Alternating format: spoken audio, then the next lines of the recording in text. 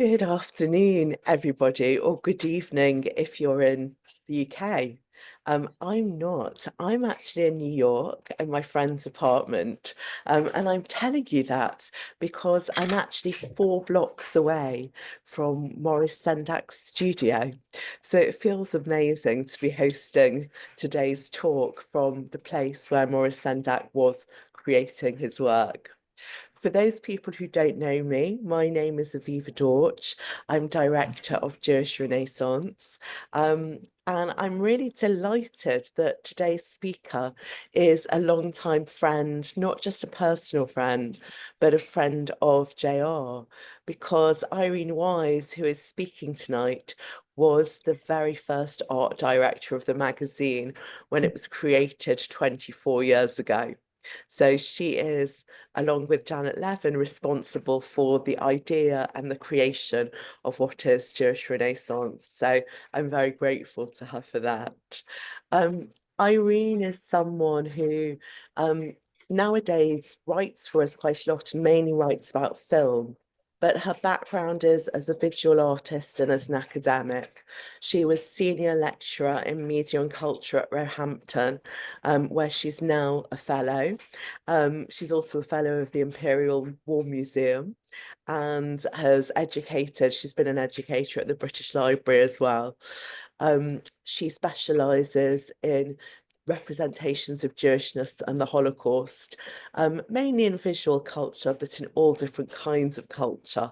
And as an artist herself, her illustrations have been published, well, they've been exhibited in many different places, but also published by the BBC and Channel 4. They've been in the Observer and the Guardian, the Radio Times. She's really kind of someone very established and whose career has followed a trajectory not so different from Maurice Sendak's. In fact, at Roehampton for a long time, she taught children's book illustration, which is obviously the main thing that he's known for.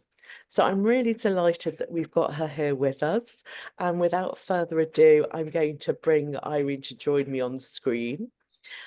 Irene is going to talk to us for about 45 minutes to 50 minutes. And then afterwards, we will have time for a Q&A. So what I'm going to ask is, while Irene is presenting, please keep yourself on mute.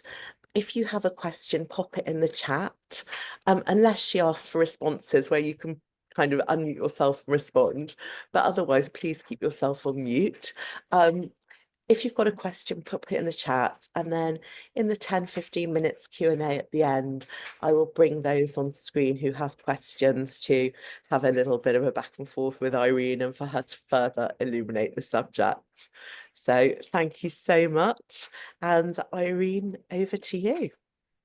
Thank you. And thank you very much, Aviva. Hello, everybody. I can't see most of you. I can only see a couple of names and I recognize them. So hello, everybody. And thank you, anybody of my friends who've come. I think most of you are familiar with Maurice Sendak's work. And he also writes really eloquently about how he feels about art and all sorts of other things, and particularly music. He's very keen on music too. So wherever possible, I'm going to use his own words. And I want to share my screen. So sorry. Let me just go back into the slideshow.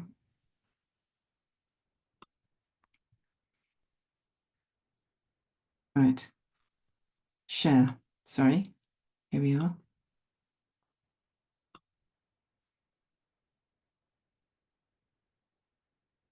Right.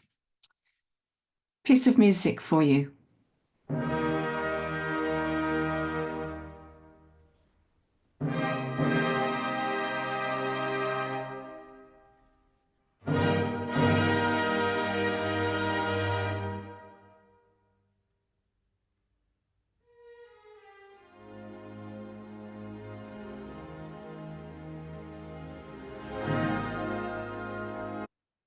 I haven't got time to play that very much, but it is from the Magic Flute, and it was something which was really important to Maurice Sendak.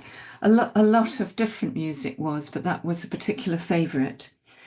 And the reason why we're doing this tonight is because it's the 50th anniversary of a television programme that aired on CBS 50 years ago this month. So it seemed like a good time to do it. And it had music by Carole King and all the words in the story by Maurice Sendak. It is available on YouTube, and I think the disc comes out. They might have reissued it for the anniversary, but some of you might also be familiar with this song.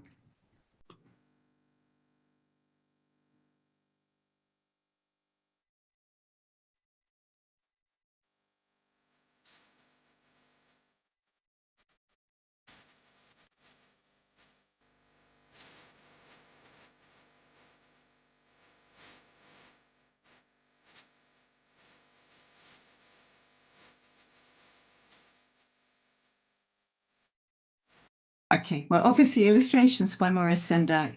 Um, Very popular in America. I don't know if anybody has had it in Britain to play with their kids. But that's Carole King and Maurice Sendak illustrations. So I'm going to give you a little bit of details about his background. Um, Born in 28 and died 13 years ago. His parents, um, most of his family, they came from Poland and Eastern Europe, and most of his family was still trapped in Nazi-occupied Europe.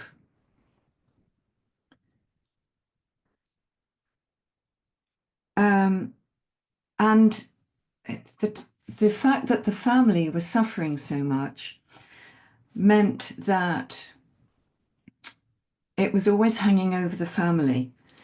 His parents, well, his mother would berate him for not eating all his food, and she used to remind him that his cousins were starving in the camps. And his father, Philip, was very anxious about everything that was going on in the family, and sometimes he would pass out, just pass out with the stress. And he actually collapsed on the morning of Maurice's bar mitzvah in 1941. Probably what added to their anxiety is that Maurice was a sickly child, and at one point it was thought that he wouldn't survive. And he used to hear his parents talking about it. That probably didn't help the fact that Maurice did have a tendency all his life to depression. And there is a sort of dark undercurrent in his work, as well as all the joyousness. This is a book that um, it's done with his brother, and they did actually do two books together. After about 1957, they went their separate ways. But they became close again during the last months of Jack's life. He died in 1995. And this book took 12 years to make. It's a long poem, influenced by Shakespeare's A Winter's Tale, and also by the poems of Emily Dickinson. 72750. And I don't know if it strikes you, but when I see this, I am very much reminded of the work of William Blake. And he is a huge influence on Sendak's work. He had a partner for 50 years, but Sendak was very, very cautious about revealing that he was gay. I mean, in the 1950s and 1960s in America, it could have ruined his career. But also, he never told his parents.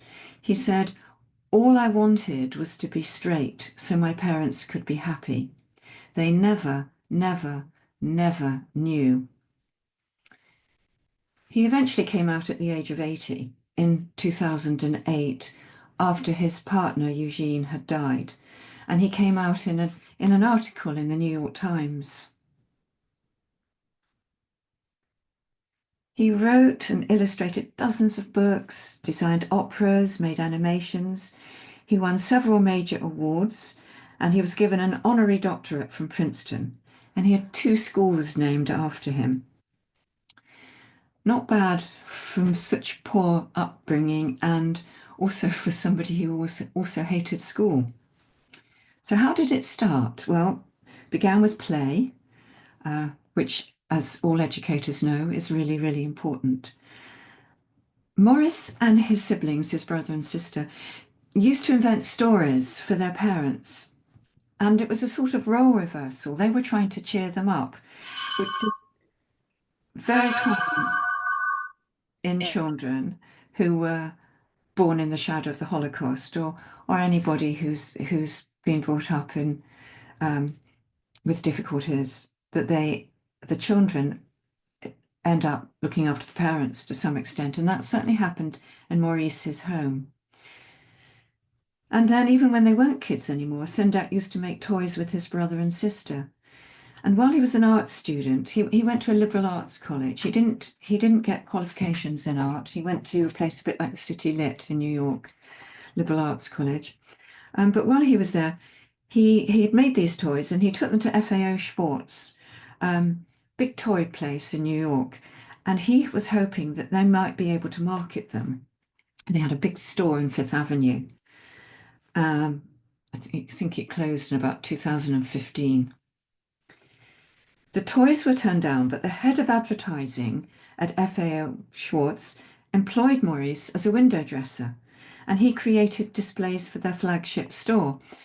And then the person who was responsible for buying children's books for Schwartz, her name was Frances Christie, she introduced Maurice to Ursula Nordstrom, the children's editor at Harper and Row. And that's how it all started. These 2 wooden toys are of Pinocchio and Red Riding Hood. Irene, you stopped your screen share. You need to share the screen again so we can see. It says I am. Are you all seeing the screen share? Oh, good. Everyone else is seeing it then. Good. It's just Is me. that all right? Yeah, perfect. Good. Okay, all right. I'm sorry, everybody. Hitch. Okay. Okay, so I hope you've heard that. So one is Red Riding Hood and one is Pinocchio. Um, and it's the front you can see with the wolf in the bed there.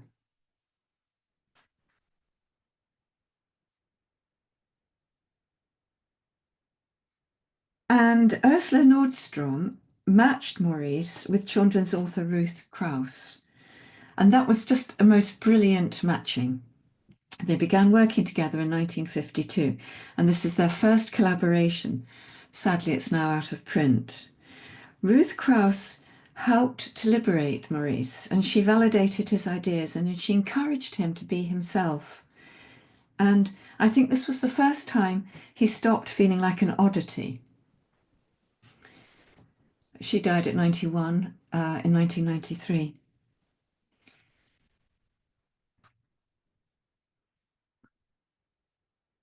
So this is from their book, lovely book.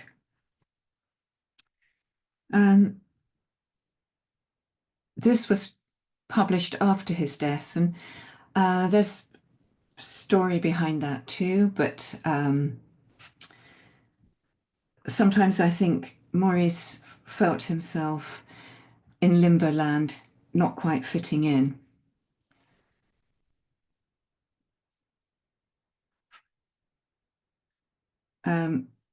This is design for the production of Prokofiev's Love for Three Oranges.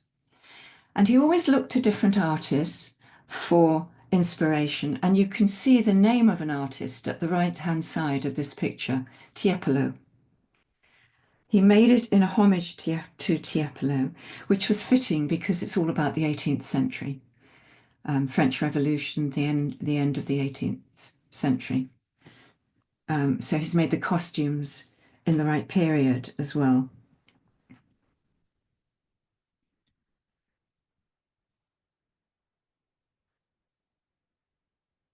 That's actually Tiepolo. You see how that was influenced by him.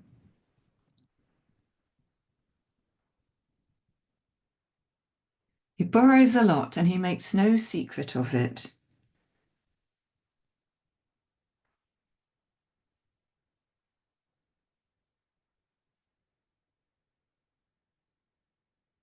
This is him talking about creating for children.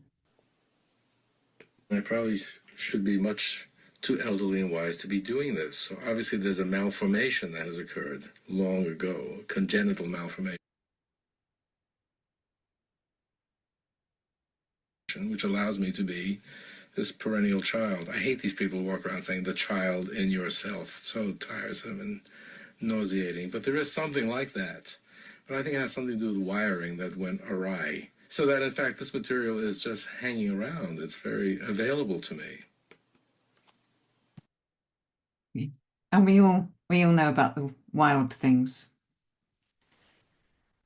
I'm trying to draw the way children feel, or rather the way I imagine they feel. It's the way I know I felt as a child.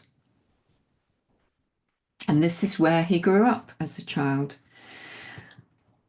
I had a conglomerate fantasy life as a child, typical of many first-generation children in America, particularly those in a land called Brooklyn, a regulated, tree-lined ghetto land, separated only by a river from the most magical of all lands, New York City, that fantastic place rarely visited but much dreamed of. Mine was a childhood coloured with memories of village life in Poland, never actually experienced, but passed on to me as persuasive reality by my immigrant parents.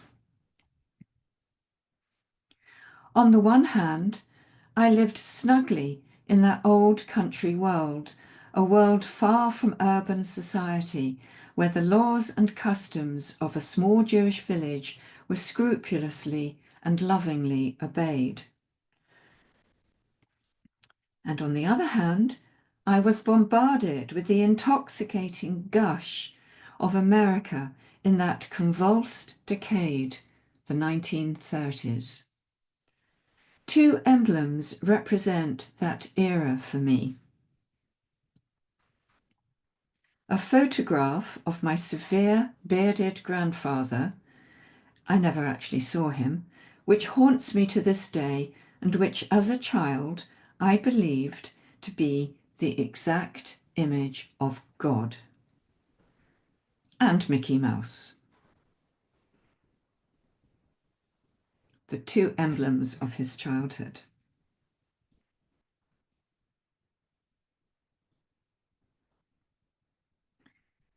These two lived side by side in a bizarre togetherness that I accepted as natural. For me, childhood was shtetl life transplanted, Brooklyn coloured by old world reverberations and Walt Disney, and the occasional trip to the incredibly windowed uptown that was New York, America.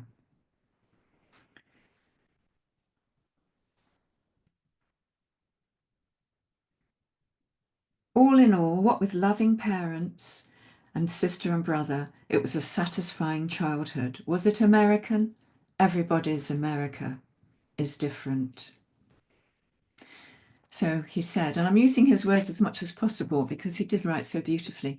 My wish is to combine in words and pictures faithfully and fantastically my weird old country, new country childhood, my obsession with shtetl life, its spirit, and the illuminating visions especially loved artists have shown me. In 1970, Maurice's mother died, and he persuaded his father to write an autobiography. Philip Sendak wrote about his early life in the shtetl, living with his grandfather and then emigrating to the States in 1913. Philip Sendak added an allegorical fable that was told at home when he was a child. It's a quest story where a young boy searches for his parents, flown across the land by a huge bird. all the time his grandfather watches him from heaven. And you can see that's what I took the picture of his memory of the grandfather from. In that picture, there's the grandfather peeping out at the boy with the giant bird. And this is the final illustration in the book. For this whole book, Maurice researched old Polish synagogues. So I'm going to show you some photos of synagogues. These were reference that Maurice used for this book. All the synagogues were photographed before World War II. All destroyed now. But you can see how he's used elements of them. He's combined the, there's the Star of David from one, and there's that Eastern-looking architecture on the left-hand side also incorporated into it. So it's a mixture. He never just copies from a photograph or from an artist, another artist. He always uses elements. In December 2011, the Jewish Museum in New York invited Maurice to choose a group of Hanukkah candlesticks from their collection. He chose the plainest, the most severe-looking ones. He said, "Their very simplicity reminded me of the Holocaust." The double-headed eagle that you can see here is the symbol of several empires, and the finial on this lamp refers to the Russian Empire. You often find it on Jewish ceremonial art from lands that were under Russian control. And he included this emblem at the top of the synagogue that he drew for Grandpa's house. Yeah, can you see it above the door?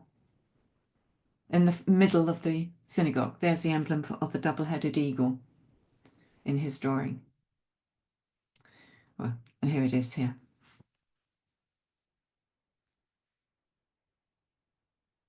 The legacy of the Shoah hung over Maurice. His parents had escaped Eastern Europe, but all of his father's family were killed. In 2003, Maurice created a picture book connected explicitly to the Holocaust. Working with Tony Kushner, and you probably know about him, Angels in America, and lots of other things. Working with Tony Kushner, who was a friend of Maurice, together they produced a book of an opera written by Hans Krasser, a Czech composer who had perished. Hans Krasser's opera was performed 55 times by the children of Terezin, the camp set up by the Nazis in what was then Czechoslovakia. Actually, Hans Krasser wrote it before being in Terezin, but it was the first time it was ever performed was there. And this is a summary from the dust jacket. Befriended by 3 intelligent talking animals and 300 helpful school kids, brother and sister sing for the money, buy the milk, defeat the bully, and triumphantly return home. And there's a talking cat in it with a yellow star. And that was played in the performance by a then child called Ella Weisberger. She was one of the few children who survived. When they produced this in Terezin, they never knew if the children who were in rehearsal or in performance were going to be around for the next time, because they were constantly taken away and murdered in Auschwitz. In 2006, the book also appeared on Broadway in a production of the same name, with set designs by Maurice and a libretto by Tony Kushner. And there's the wicked organ grinder, who is really Hitler with the moustache. But the children get the better of him in the book. As a child, Maurice loved comic books. Superman, of course, who was invented by 2 Jewish guys, Joe Shuster, who drew the pictures, and writer Jerry Siegel. So it's Supermensch, really. And Best of all, Maurice loved the movies of his childhood. And there were two heroes. Mickey Mouse was born on, so-called, he was first drawn, on the same day as Maurice, 28th of June, 1928. And he always felt an affinity with him. All his characters, Maurice's characters, all begin with M. His own name begins with M, Mickey Mouse begins with M, because he's always thinking about Mickey Mouse. In the 1960s, Sendak was told that his characters looked too European, which is, I think, a euphemism for being possibly too Jewish. Sendak based his characters on the people around him. And yeah, they were often poor Jewish kids, but they were also often Sicilian kids who lived side by side with the family. Maurice said that Sicilians were basically Jews who drank alcohol and laughed more. His young female characters were based on a little Sicilian girl he knew from his neighborhood. And he met her once as an adult, and he said she looked exactly the same, still like a little girl. This is what he says about books. As a child, I felt that books were holy objects to be caressed, rapturously sniffed, and devotedly provided for. I gave my life to them. I still do. I continue to do what I did as a child, dream of books, make books, and collect books.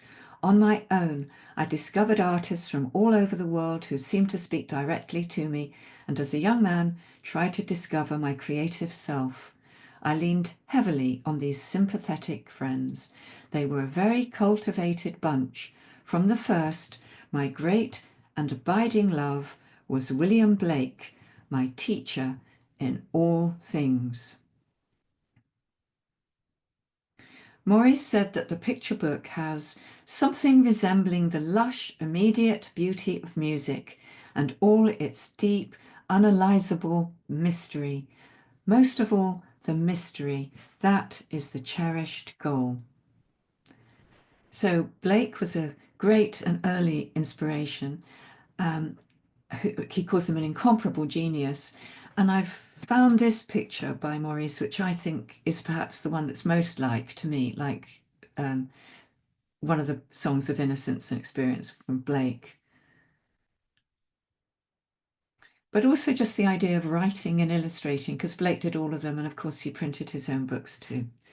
So some of you might know George Cruikshank, who illustrated some of Dickens. Actually, I'll just tell you an anecdote about George Cruikshank. At one point, he went around claiming that he also wrote Dickens stories, but he didn't. He just drew some. And this is from the very first edition of the Brothers Grimm. And Maurice loves Cruikshank's work because he says there's nothing inanimate about his pictures. And you can see here that it's almost like Rumpelstiltskin is about to, he's bending and he's about to go into a dance. Sendak says they have a restlessness and a noisiness that are true qualities of childhood and the lifeblood of the Grimm tales. And here's one of Maurice's own illustrations to the Brothers Grimm. And he admits that he borrowed a lot from Cruikshank. He says he ripped off swathes of English artists and some German and some French. But it was all looking and taking. I really do believe in taking.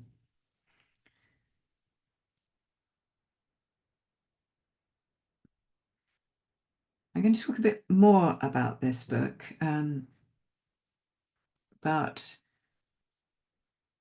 he often has a dog in his picture because he always lived with them. And he particularly liked German Shepherds. And his work was very influenced by the Victorian artists from 100 years before.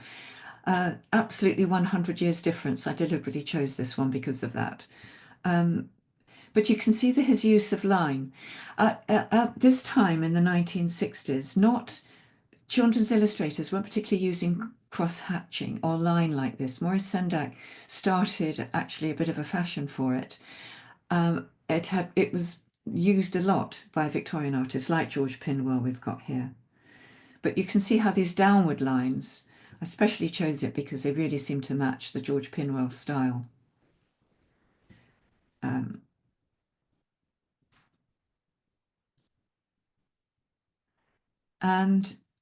Yes, I thought if I'm going to show dogs, I must show cats.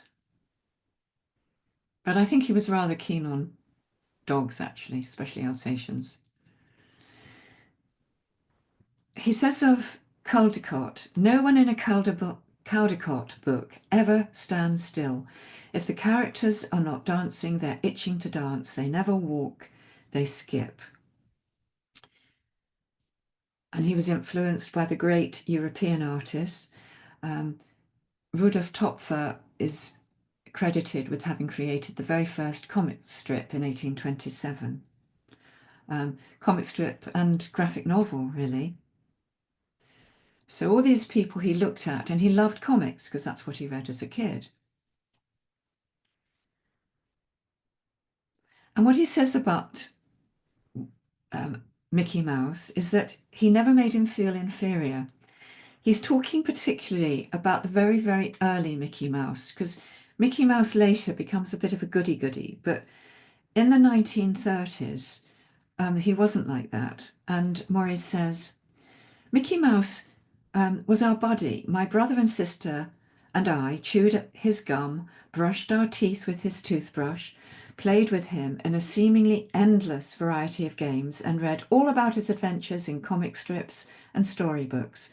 Best of all, our pal was also a movie star. In the darkened theatre, the sudden flash of his brilliant, wild, joyful face, radiating great golden beams, filled me with an intoxicating, unalloyed pleasure. In school, I learned to despise Walt Disney. I was told that he corrupted the fairy tale and that he was the personification of poor taste. It took me nearly 20 years to rediscover the pleasure of that first response and to fuse it with my own work as an artist. It took me just as long to forget the corrupting effect of school. Well, when he made this book in 1970, he wanted to include Mickey Mouse, but Disney wouldn't let him. But he's still called Mickey after Mickey Mouse, the main character in that.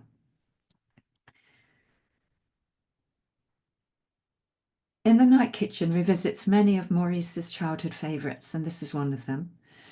And they didn't have lots of books, they didn't have fine things, but what they did have were comic books and movie books. And Night Kitchen was based on comic book art because that's a memory of his childhood.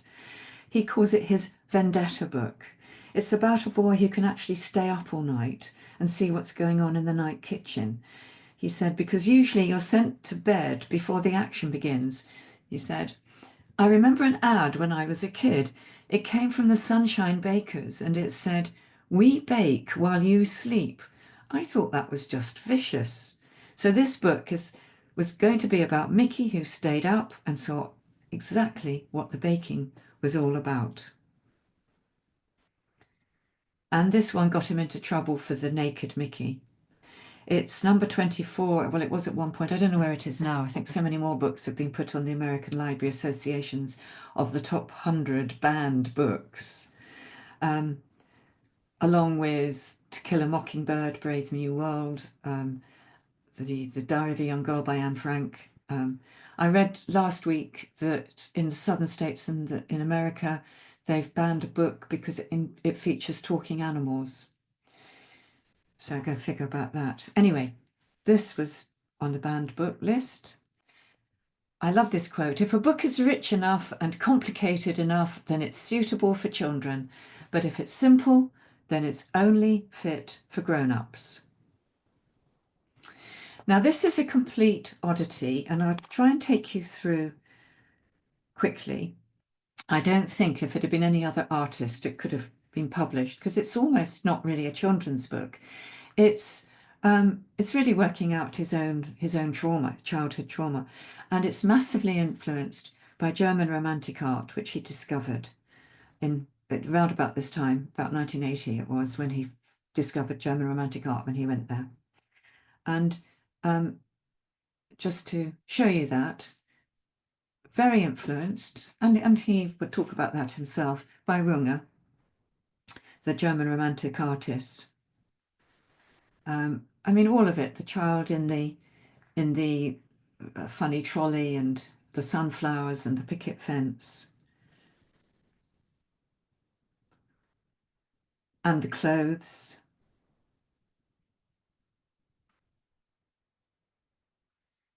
And gradually the sunflowers creep in, just like they do in the Runge painting.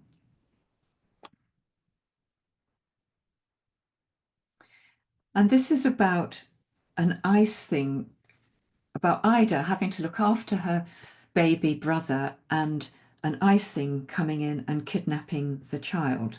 And here the sunflowers are so menacing. And it all comes from his trauma as a child, about hearing about the kidnapping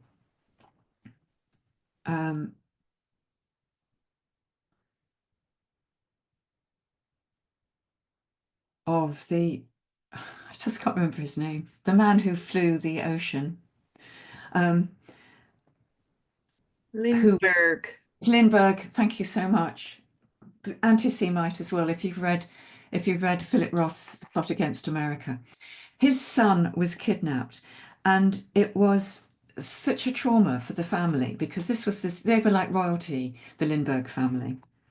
And if that baby could be stolen, anybody's baby could be stolen, and especially a poor Jewish family. So this anxious family anyway had even more anxiety. And Maurice was terrified. And in fact, he had a massive breakdown when he was making this book, actually. So it's partly about that fear, but it's also about Mozart, and she plays the wonder horn, and just because he loves Mozart. And it's also about when about his elder sister, 9 years older than him, Natalie, she lost him in 1939. She was in charge of him, and she took him to the New York World's Fair, and she loved him. She loved him and she hated him, probably like I do in the book. He irritated her and he got in the way. But she took him to the fair and she lost him. And that's the situation in Outside Over There. And it's all played out. And the portrait of Runge is actually in the room. Can you see at the top right, a little bit of a face there? That's the portrait of Runge, which is that. And that's Runge's studio, painted by Caspar David Friedrich. And that's him working in the studio, painted by Kirsting. And there you can see that window. So he's used all those different elements. And that is a chilling picture, which German, but actually the English Pre-Raphaelites also had images like that of death. And he's used things like that in his picture. The ghostly figures that come in and steal the child look like that, with hoods. Anyway, childhood fears. On a lesser note, this was one that used to terrify him. And he used to have to go to the woman in the flat next door when his mother hoovered.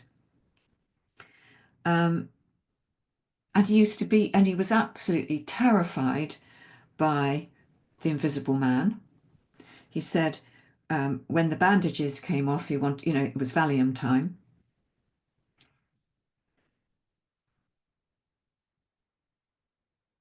But in the book, of course, everything is restored to its natural order in Outside Over There.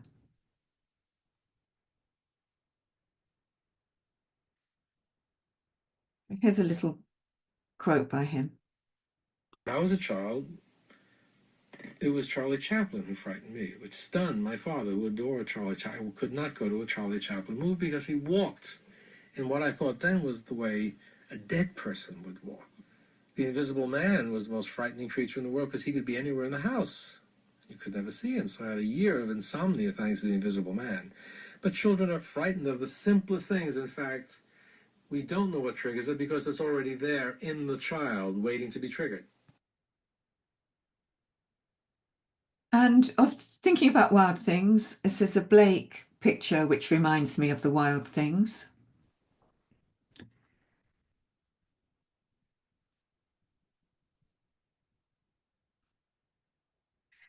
This book is one of Barack Obama's favorites. And sometimes influences are not properly conscious. And he didn't realize, although he admits to being influenced by other artists, he hadn't seen a connection with this one until somebody pointed out that this wild thing coming out of the cave was just like a dramatic moment in this film, King Kong. And Sendak hadn't actually seen it since he was a small boy.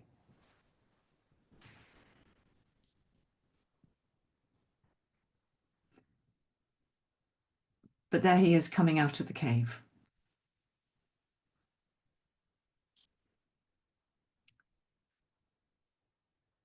The wild things look at Max, but Max fearlessly looks back at them. He tames the beast with his hypnotic gaze. When Sendak was a child, he was ill with a fever, and his father told him to stare out of the window. He said, "If you stare long and hard without blinking, you will see an angel and get better." Maurice did this and believed he saw an angel. He told his father, and he got better. So maybe this was in his mind when he made Max stare and control the wild things. And there's a picture by Maurice of an angel at a window. And this picture reminds me of another painting. Just look at Max sitting in that tent. And here's a painting by Piero in the church of San Francesco in Arezzo. And I have no idea whether Sendak actually saw this picture, but he probably did at some point, whether he remembered it or not consciously. And the picture frame in the book expands along with Max's imagination. So it starts off small, matching Max's restricted environment. And at the central climax of the book, The Wild Rumpus, the picture takes up the entire spread, bled to the very far edges of the paper with no room for type. As Max calms down, so too does the imagery, gradually simply filling a respectable right-hand page.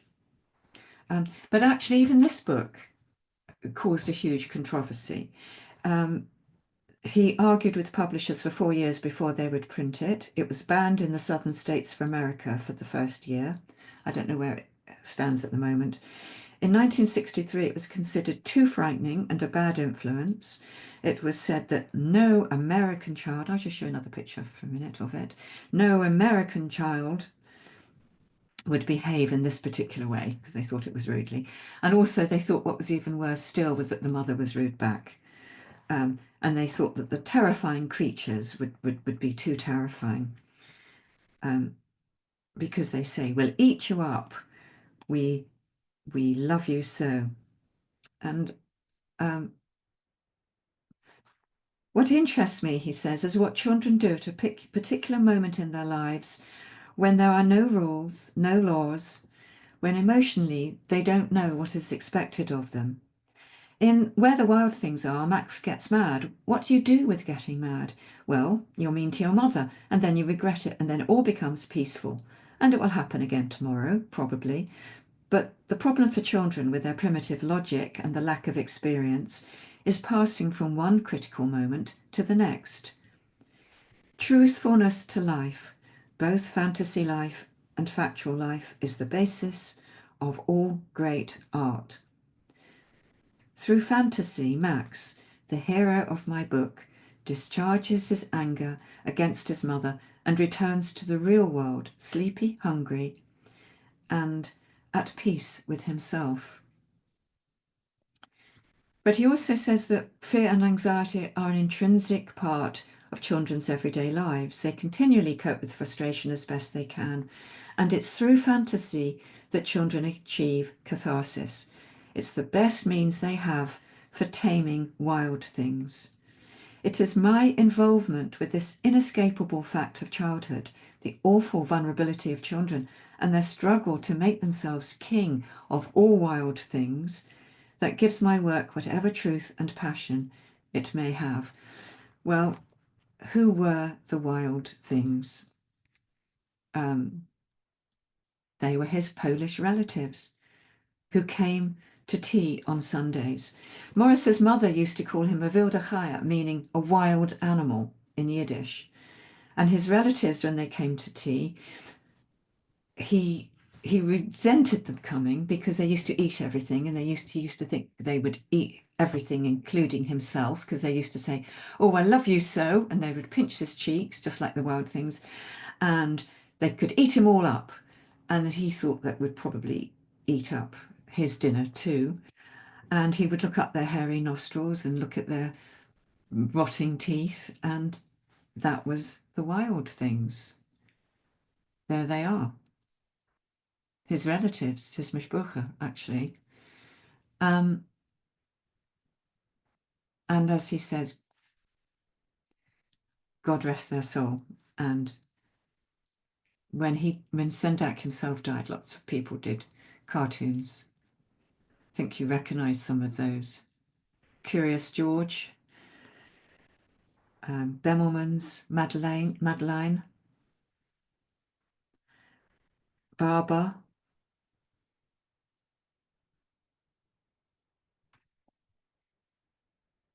And that's a lovely picture of him working on scenery, a scenery head for opera.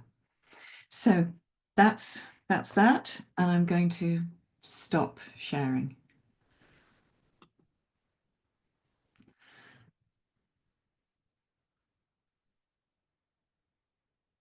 Thank you so much, Irene. What a fascinating talk. And what an amazing man as well. Amazing man. I had to cut so much, sorry. I know. I was really struck by all the influences and how you'd pulled those out. It's funny because we don't think of him. We think of him as an illustrator, but he's like a fine artist in that he's learning from the greats and kind of using mimesis to create his own style. Absolutely. Best way to learn. Absolutely. Um, I've got lots of questions for you, but there are already some comments coming in from the audience. And let me just say now, if there's anyone else who would like to ask anything, please put a note in the chat and I'll bring you on screen, or if you'd rather, I'll ask the question for you. But I just wanted to bring up Jean Gaffin, who I'm going to invite to join us and just tell us a little bit about when she went to hear him speak. Oh, yes, So, please. I've been a Sendak groupie since my 65-year-old son was about 2. And so I went to hear him, I think, 2 or 3 times when he spoke. And it was just mesmerizing and quite exciting, really, to see somebody whose art and works you so venerated on the screen. And so when somebody asked him about the wild things, and he said his Jewish aunts, well, I had some Jewish aunts, and I started to look at my various aunts and the wild things and see some similarities, which is not an insult because they were lovely aunts, but they did have that kind of, the whole pinch you, love you whole thing. And thank you very much for bringing him to life so well, but to annoying me because I thought I had a fairly good collection of his books, and some of the ones you referenced I haven't got. So it's back to 8 books, I think. Yes. So thank you very much for letting me talk, Aviva. No, lovely. It's always lovely to hear those anecdotes. Irene, did you want to respond to Jean before we move Jean, on? you're absolutely right. I'm telling you, the wild things, my Auntie Lily, completely. And also, I really recommend if anybody wants to hear Maurice speaking, there's a lot available online, and just tune in to different ones. I sort of thought it was hubris really for me to actually put my own words, because you could just play him and talking about art and really illuminating and lovely to hear. Yeah. Thank you very much for that, Jean. Yeah. Thank you. Thank you. So there's a question that's come to me by someone who doesn't want to be pulled up on screen, and they said it's so interesting thinking about him as a Jewish illustrator, but to see that also he's looking at people like Tiepolo and Caspar David Friedrich. You know, I'm paraphrasing now, but they said Yes. kind of, how do you feel the non-Jewish and Jewish influences merged in his work? Well, I think what was interesting is when you see something like George Pinwell, Victorian artist, very non-Jewish, and those lines, and then he applies it to a story illustration, to a story by Isaac Bashevis Singer, Gimple the Fool. You know, I think we learn from everybody. And that's what's so great about him. And he's so open. That's why he doesn't just do children's books. He's just this creative mind. And I would absolutely say to all art students, to all of us all the time, because we go on learning all the time, you cannot look at enough, and it doesn't matter where people came from. It's everybody's got something, and we can make it our own. Hmm, Always look at lovely. real art. There was a big fashion when I was at art school. Everybody was looking at other illustrators and doing style, and say something like Hockney was very popular. Everybody was kind of doing Hockney style. But it's not like that. It's actually it's usually much more interesting looking at somebody who isn't very fashionable. And then what you find is about 10 years later, they actually become fashionable, and you got there first. Okay.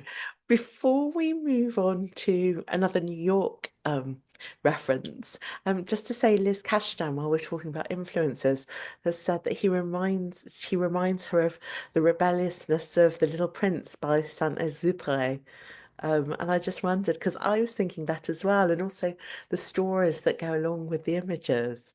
Um, Brilliant Yes, reference, Liz. and that sort of simplicity. Um, this is Story and Pictures by Maurice Sendak, but um, again, just very, very simple lines. I know that's not the same as the Saint-Exupéry one, but yeah, simple stories. Um, and I love that quote that, if a story is rich enough and complicated enough, then it's all right for children, but if it's simple, then it's only fit for grown-ups.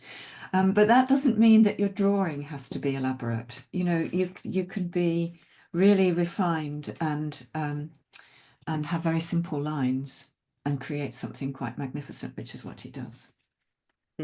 Yeah, yeah. Okay. Beautiful. Okay, I'm going to bring Leonie Share in because she made a comment in the chat that I thought was really interesting. So, Leonie, Yes, you hello. unmute. What was so important to me in that book, Where the Wild Things Are, which of course I loved and read to my children, and I was an early years teacher and used it with my children in class as well. A beautiful thing about the book for me was on the very last page, when Max comes back to his room after his adventure, his food is warm. And that tells him his mother still loves him, she's caring for him, and she has forgiven him. That's right. He goes back to his room, and then the very, very and by the way, it's see, look, you know what I said before about it starts off small, and as his imagination takes off, it gets bigger. And eventually it sort of takes over that. Well, that's already when it's going down again. But in the middle, it gradually gets bigger and bigger and bigger. And by the end, it's contained. So all his kind of anxiety and excitement is contained, because of course it's a bedtime story and you want the kids to get to sleep. But also, and the sort of, and it's so contained, it's actually sort of framed. And it's just so cozy because the outside is outside. The moon's outside, but it's outside the window. And on the very, very last page, just it says, as you say, Leonie, and it was still hot. So there is something, you're absolutely right. And also when you know about his background and his anxieties, and he really does tap into the fact that children do have anxiety and they need that anxiety played out, but in a protective environment and contained. Yeah, thank you. Well, thank you so Lovely. much. Thank you, Lovely. Leonie. So I'm currently, well, I'm at the moment West 14th Street, but his studio is on West 9th Street, so in Manhattan, and that's where he worked as an artist for most of his life. But he actually started off in Brooklyn. That's where he grew up, and we have someone on the Zoom who grew up in the same neighborhood as Maurice Sendak. So I'm going to bring Ronna Randall on. And thank you so much, Ronna, for adding. Oh, sorry, that's Carrie Corney. Sorry, let me review. Hi, Carrie. Though, lovely to Carrie. see you. Here's Ronna. Here we go. Thank you for your comment in the chat, Ronna. We'd love to hear a bit. So if you unmute. Thank you.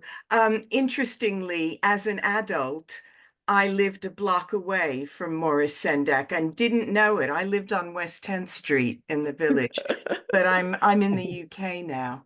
And Irene, it's nice to see you again. I met you at Limud many years ago. Oh, hello.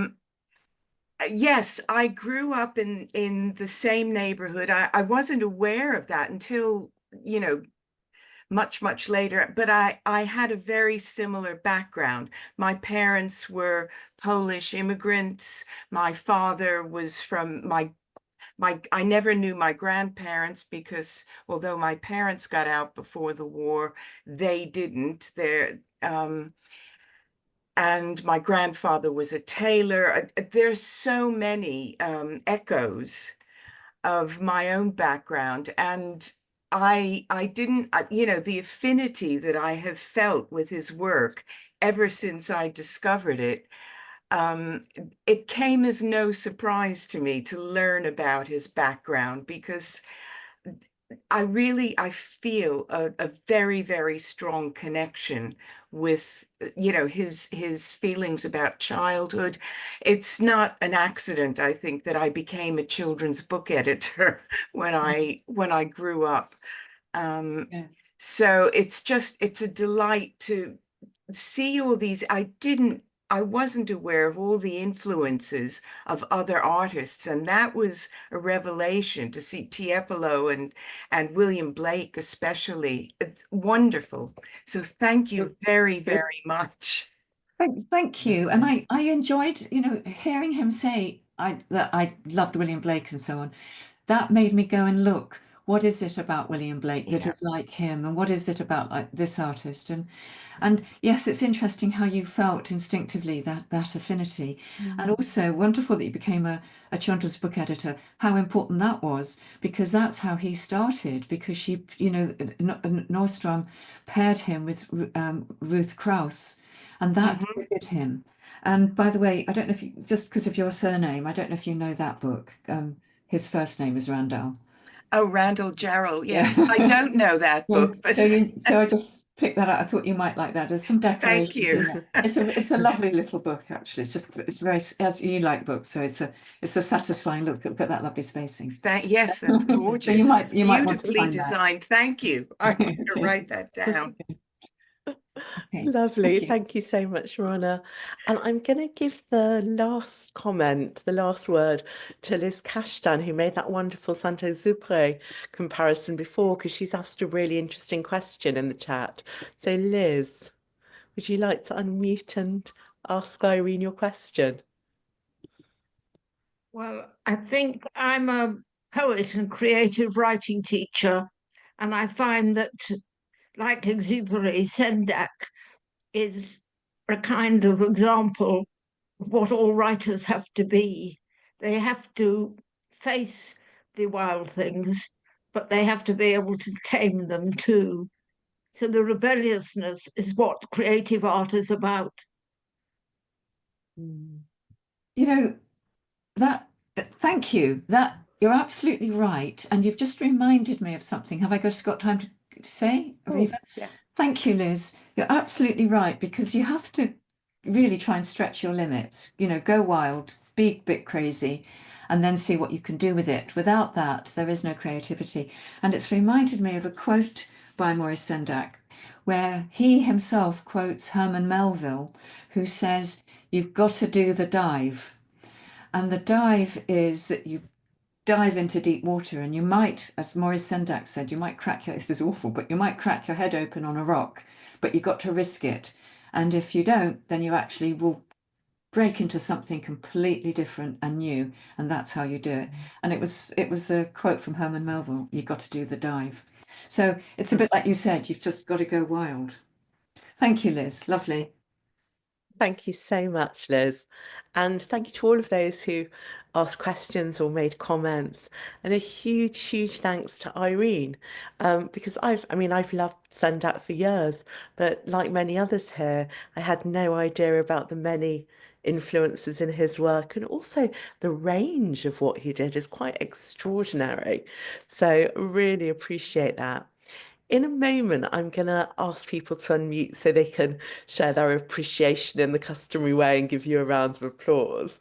Just before I do, though, I just wanted to tell people about some coming events. And actually, there are a couple that are a little bit linked. I mean, actually, we're looking at slightly different things coming up, and we've got quite a few events in person, but there are connections. So if you give me a moment before I return to Irene and we do a proper thanks to her, I'm just going to share my screen, and talk to you a little bit about Jewish Book Week, which is coming up starting this Saturday night. And Jewish Renaissance is co-hosting several events there, starting off with this one, which is Andrew Paul Wancher talking about his book American Maccabee, Theodore Roosevelt and the Jews. And the reason I'm starting with that as a link is because Theodore Roosevelt's whole presidency grew out of his relationship to Jewish immigrants on the Lower East Side. So there's some interesting kind of connections in terms of the Jewishness and the impact, and relationships to culture, relationships to what it means to be an immigrant, that we'll be drawing out on Sunday. We've got a couple of other Jewish Book Week events. We are, with our international hat, as many of you know, we have a passport section in every magazine. So we are co-hosting the Ukraine event on the making of Ukrainian jewelry. And that includes the amazing poet Ilya Kaminsky, the Ukrainian American poet. And then following that on the Sunday, he and I and a whole range of leading Jewish poets and musicians who'll be singing Ladino, Israeli and European Jewish songs are doing a Jewish poetry and music session across cultures, across continents. And then just one more to tell you about in March. I'll only do the March events because we have so much happening. If I was to go on to April, it would take too long. But at the end of March, on the 25th of March, we are co-hosting with the Barbican a concert to mark the 80 years since the end of World War II. And really, it's the 80th anniversary of the Holocaust. The Britten Symphony are performing three pieces, but the main one is by Michael Zev Gordon, who himself had survivor parents, and he's kind of looking at the Kindertransport and what it means to be coming as a European immigrant from fleeing the Holocaust to the UK. So he's written this piece called A Kind of Haunting, together with, so he's written the music, he's composed the music, but together with the historian Mariana Hirsch, who writes about post-Holocaust memory, and another New Yorker. and also the poet Jackie Safra. And actually, the words are going to be performed by the actress Louisa Klein, and they're all going to join Jewish Renaissance for a special post-show talk with Michael Zev Gordon and with some of the musicians and conductors from the Britten Symphonia. So if you book through us, you'll get access to that post-show talk. So I hope to see some of you in person at some of these events. But meanwhile, let's concentrate on the wonderful event we've had today. And I'm going to ask people to unmute themselves. I'm going to remove our spotlight so that Irene can see you all, and then you can give Irene a proper thank you, which she so widely deserves. Oh, I can see you now. Thank you. Thank you, everybody. Thank you. Thanks for Thanks, commenting. Irene.